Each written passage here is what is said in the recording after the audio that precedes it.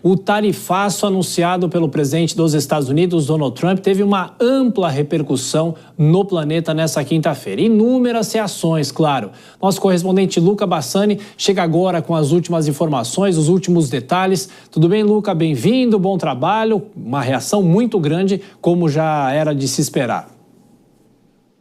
É isso mesmo, Thiago. Boa noite a você, a todos que nos acompanham. Ontem o presidente Donald Trump chamou aquele dia de Liberation Day, o dia da libertação, que, segundo ele, faria com que os Estados Unidos pudessem voltar a crescer e a se tornar uma nação industrializada.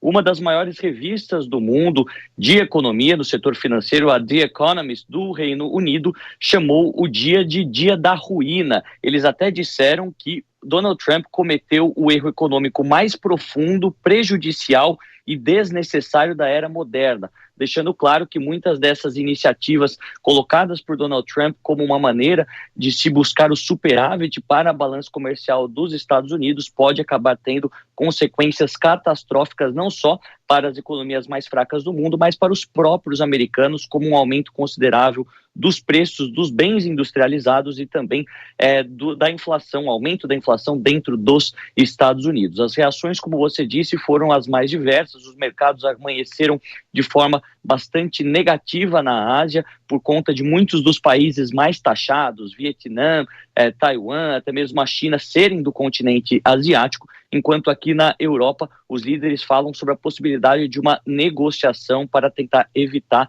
com que isso se concretize. A gente vê que, por enquanto, os economistas de cada um dos países têm feito uma espécie de cálculo para saber quais serão os danos, mas já é garantido que, dada a importância da economia norte-americana, serão fortes os impactos na economia global durante os próximos meses, também podendo desencadear uma nova onda de protecionismo, onde as nações se tornem menos dependentes umas das outras, mas nós sabemos que com toda a cadeia de produção global, isso poderá, no curto prazo, ter vários resultados muito negativos. Nós ficaremos, como sempre, acompanhando isso também. E Luca, e além dessa repercussão na mídia, repercussão midiática, também tivemos líderes mundiais falando sobre o caso. O presidente da França pediu a suspensão de investimentos aos Estados Unidos, é isso?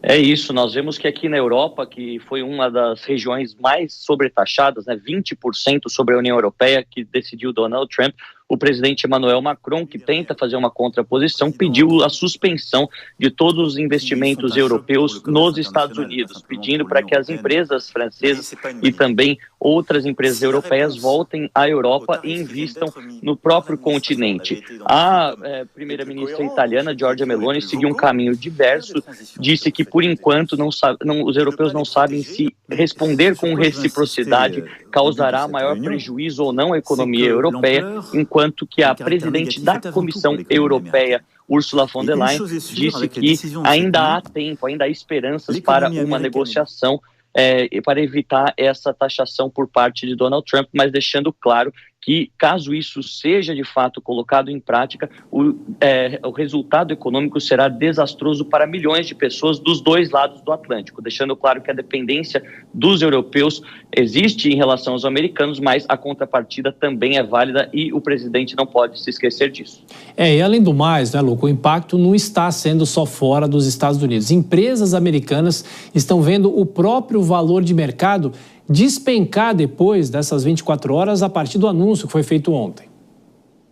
Exatamente, Thiago. Nós vemos que a Bolsa de Valores em Nova York, Nasdaq, teve uma queda de mais de 5% e uma das maiores e mais valiosas empresas do mundo, a Apple, ela caiu 9% nas suas ações desde o começo desse dia, uma perda estimada em mais de 250 bilhões de dólares.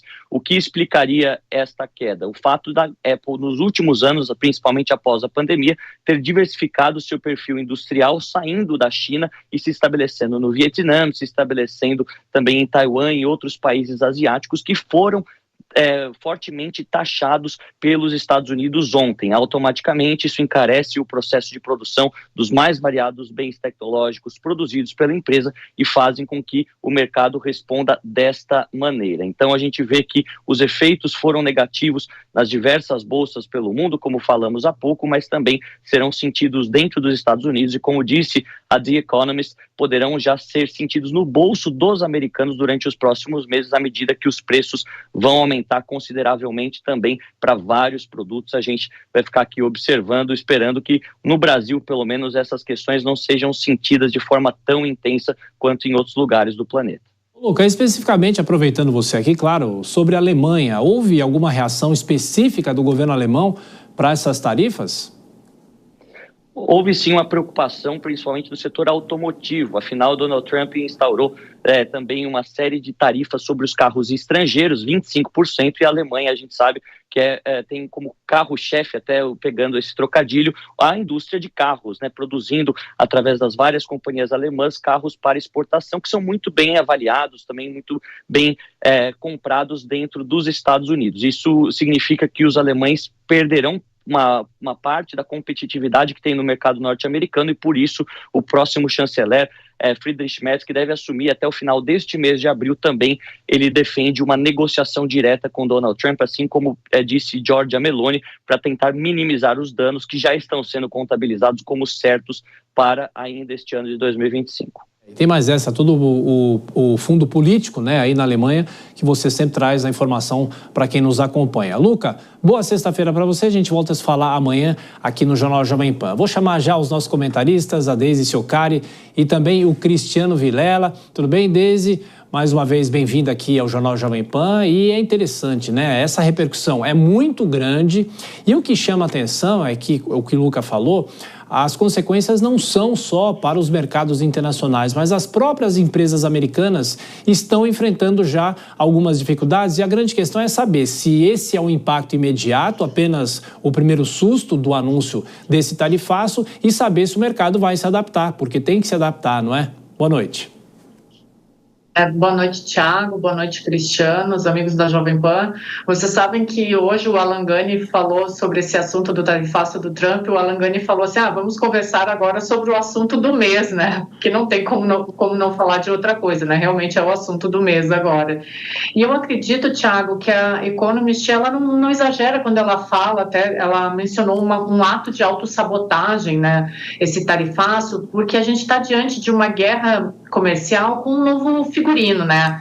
Mas tem os mesmos fantasmas, se a gente for pensar, os mesmos fantasmas do século XX, né? Aqueles mesmos elementos, o nacionalismo econômico, a desglobalização e a instabilidade sistêmica.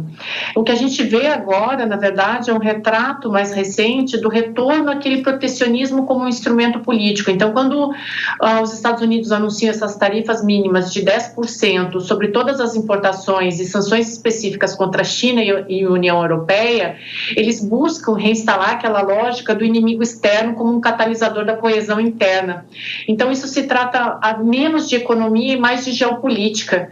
Essa narrativa do America First, ela se apoia agora, no meu entendimento, numa espécie de até um revanchismo tarifário, que ameaça muito mais desmontar esses alicerces do comércio multilateral, né? Então é muito simbólico que essa decisão ela venha acompanhada agora de fortes quedas nas bolsas globais, já que os mercados eles não reagem mais apenas aos números, mas a essa quebra de confiança institucional no sistema de trocas, né? Então eu acho que a gente ainda vai ver muita reação. E desde que o Trump tinha anunciado esse possível tarifaço, a gente já falava que os Estados Unidos também iriam sofrer essas reações, como a gente tem visto agora, né, na própria fala aí do nosso colega do Luca. Eu esqueci do Luca, nossa, falei com o Luca a semana inteira, mas como o Luca estava falando, né, das reações nos Estados Unidos.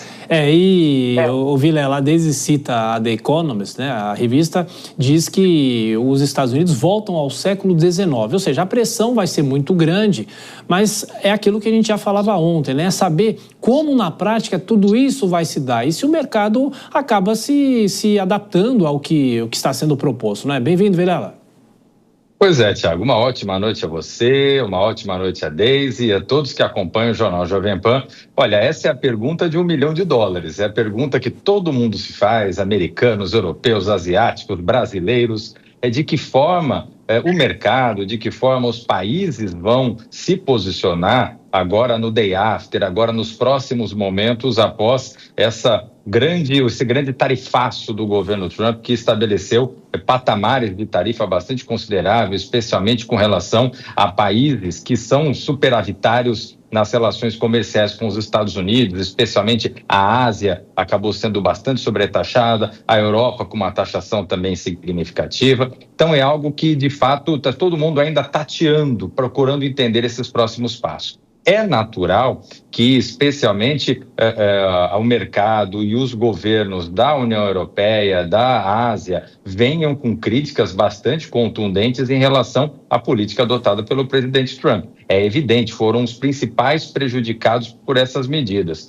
Eu não tenho dúvida que existe um cálculo por detrás dessas medidas, mas até agora ninguém consegue compreender claramente, porque, de fato, a leitura que se tem é justamente os Estados Unidos indo na contramão de uma lógica de internacionalização que regeu e que, de alguma forma, estimulou o próprio crescimento e a própria preponderância dos Estados Unidos em nível global ao longo do último século. Então, é algo que ainda precisa ser estudado e por isso que é importante para que os países, no caso especialmente o Brasil, tenham um posicionamento muito racional, muito seguro, muito calmo diante de uma situação como essa. Porque não cabe, não vale a pena algum tipo de medida mais dura, uma medida de enfrentamento, sendo que, por exemplo, no nosso caso, no caso do Brasil, o Brasil acabou sendo até relativamente beneficiado diante desse quadro. Então, é um momento de turbulência e no momento de turbulência é fundamental ter bastante paciência e serenidade.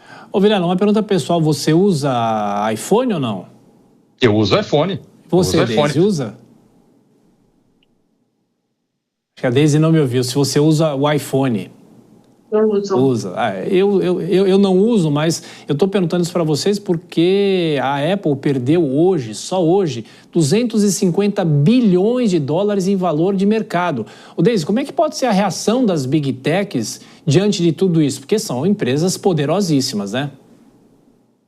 Essas reações vão acontecer. A gente já previa esse tipo de reação, né, Thiago? Quando o Trump estava anunciando esses tarifaços, a gente já falava que isso poderia acontecer no mercado americano, né? Era óbvio que o mercado americano ia sofrer com isso, porque você não faz economia isolado, né? Isso era um tema que a gente até falava muito quando o Brasil foi isolado diplomaticamente, e quando o Trump anunciou esse tarifaço, era um problema que poderia ocorrer, né? Num mundo multilateral, onde a economia se faz globalmente, se você anuncia retaliação para o planeta inteiro, você vai ter retaliação de volta. Então, essas Big Techs, elas provavelmente teriam a retaliação como a gente está vendo agora, né? Então, não é nenhuma surpresa.